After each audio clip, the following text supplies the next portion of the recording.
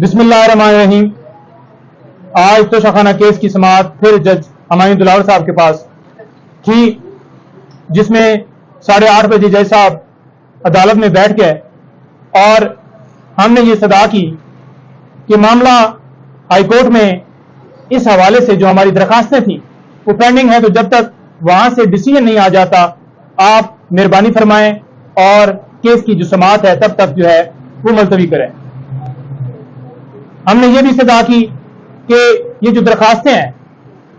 जिनके ऊपर फैसला चीफ जस्टिस आमर फारूक साहब ने रिजर्व किया है, ये बड़ी अहम नौयत की हैं। ये किस तरह से अहम है? एक तो जुरिसडिक्शन का मामला हमने उठाया हुआ है, और दूसरा हमने इसके अंदर जो मामला उठाया हुआ है वो ये है कि ये जो एप्लीकेशन जो हमने दी हुई है वो ट्रांसफर के हवाले से है कि केस जो है वो हमायूं दिलावर साहब से ट्रांसफर किया जाए। उसके साथ साथ हमने ये भी बताया कि एक और जो दरखास्त है वो ये है कि मेंटेनेबिलिटी के ऊपर हमने क्वेश्चन उठाया हुआ है कि ये केस काबिल समाअत नहीं है, तो उस हवाले से मुख्तलिफ दरखास्तें भी हमारी वहां पर पेंडिंग है। साथ साथ हमने ये भी बताया कि जो इमरान खान साहब की तरफ से गवाहान के हवाले से लिस्ट दी गई थी और जिसके ऊपर फैसला ये दिया गया कि ये जो गवाह हैं ये रेलेवेंट नहीं है, तो लिहाजा उस ऑर्डर को भी हमने चैलेंज किया हुआ है। तो ये चारों जो पॉइंट उठाए हुए हैं वहां पर हाई कोर्ट के अंदर, और दीगर जो दरखास्तें हैं जब तक वहां से ये डिसीजन ना आ जाए, क्योंकि वो हाई कोर्ट है, आपसे जो है अपर कोर्ट है, तो उस फैसले का इंतजार रखा जाए। होता यह है कि जब भी मामला किसी अपर अदालत में होता है तो लोअर कोर्ट उस चीज को जो है उस फैसले को जो नीचे जो प्रोसीडिंग होती है उसको रिजर्व कर लेती है, लेकिन नहीं, यहां पर ऐसा देखने को नहीं मिला। हमेशा की तरह जिस तरह से हंगामी बुनियादों के ऊपर ये ट्रायल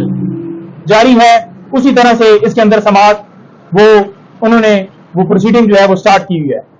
हमने ये भी इस्तदा की कि सुप्रीम कोर्ट के अंदर हमारी इसी मामले के रिलेटेड, इसी केस के रिलेटेड दरखास्त जो है वो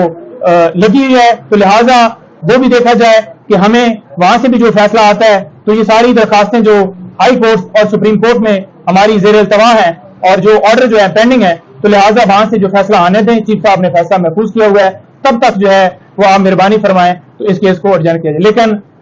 हुआ क्या कि जज साहब ने इलेक्शन कमीशन के वकला को कहा कि आप जो है दलाइल जारी करें। ये हमारी जो इस्तदा थी ये मंजूर नहीं हुई और उन्होंने कहा कि आप जो है फैसला जारी करें। बड़ी अहम बात, सुप्रीम कोर्ट ने वाज़ेह तौर पर जो अगले दिन इस केस में समाअत हुई तो वहां पर सुप्रीम कोर्ट ने रिमार्क्स दिए कि जो ट्रायल कोर्ट है, जब हाई कोर्ट के अंदर मामला पेंडिंग होता है तो ट्रायल कोर्ट जो है वो किसी जो है प्रोसीडिंग के ऊपर मजीद जो है वो आगे प्रोसीड नहीं कर सकती। तो पहले हाई कोर्ट में डिसाइड होगा ट्रांसफर के हवाले से कि वो जज साहब जो केस सुन सकते हैं या ट्रांसफर होगा, उसके बाद जो भी प्रोसीडिंग होगी वो स्टार्ट करेंगे। लेकिन ऐसा नहीं हुआ। सुप्रीम कोर्ट के रिमार्क्स हो या जो section 5 to 6 sub section 8 CRPC का, उसके मुताबिक जो चीज वहां पर मेंशन है, ठीक है जी, एक चीज लॉ के अंदर क्लियर है कि जब तक हाई कोर्ट से फैसला नहीं होता तो ट्रायल कोर्ट जो है उसके ऊपर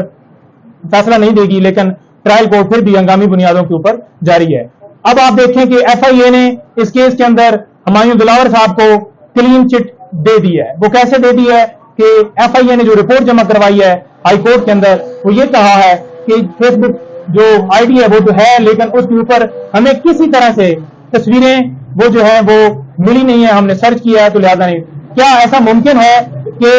FIA चाहे और तस्वीरें ना मिले? 90 दिन तक फेसबुक के ऊपर रिकॉर्ड रहता है। अगर FIA ईमेल भेजती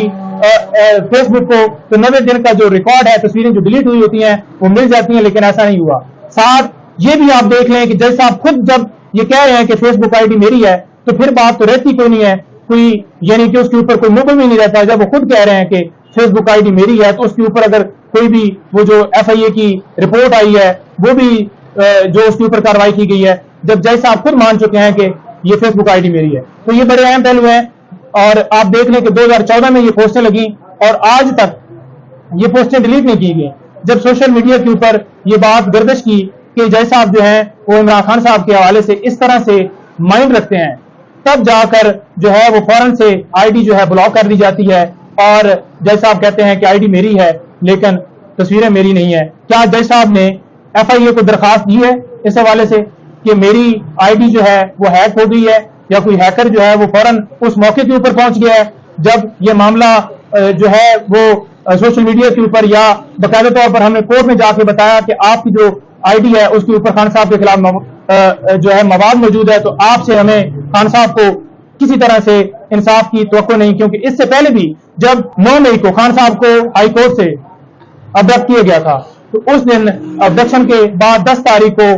جج دلاور صاحب ہیں، انہوں نے جا کر وہاں پر پولیس لائن میں کوٹ لگائی اور وہاں پر جو ہے فرد جرم عائد کر دیا خان صاحب کے اوپر. تو وہ بات بھی ان کے باعث ہونے کا ثبوت ہے کہ قانون یہ کہتا ہے کہ جب کسی مجرم کے